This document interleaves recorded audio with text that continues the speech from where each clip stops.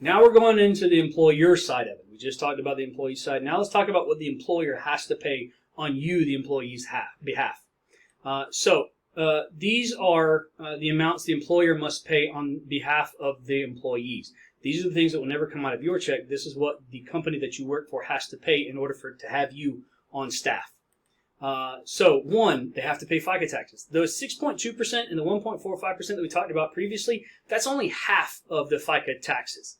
You, the employee, has to pay half, and then the employer has to pay the other half. So with the FICA taxes, the employer must pay FICA taxes equal in the amount of the FICA taxes withheld from the employees. So they're going to match whatever you put in the FICA taxes.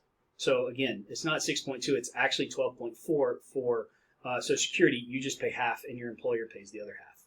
So that's two things that they have to pay. The other two things that they have to pay is something that you will never see, and that's unemployment tax.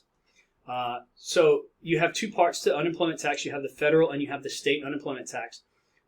Typically, it's the federal is all in total. It is 6%, but if you pay 5.4% to the state, then you only have to pay essentially. It works out. It nets its way out to be 0.6. So the federal has 6.0%. However, as long as you're paying the state, you get a write-off, and you only have to pay the federal 0.6, and it will add up to be 6. You'll see what I'm talking about here in a minute. So FUTA, or Federal Unemployment Tax Act, in the year 2021, Federal Unemployment Tax Act net, and that's what I talk about with net, is actually 0.6% of the first $7,000 earned by an employee on a calendar year.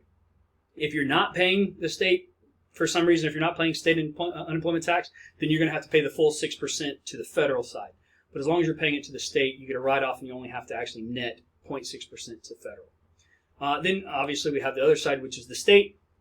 State's going to be 5.4%, so should say state unemployment tax is 5.4% of the first $7,000 earned by an employee in a calendar year. Now, pay attention to that $7,000 because that is really dependent on where you live. In the state of Georgia, I believe it's $9,500, and that's where I'm at. So each state has their own law when it comes to the state unemployment tax. So you need to research that on it for your state specifically to make sure that you're following that. But we're just going to use an assumption that everything is at base 7,000 for our examples. So that is what we are going to be doing in the next video when we do the example for the employer payroll tax. Thank you.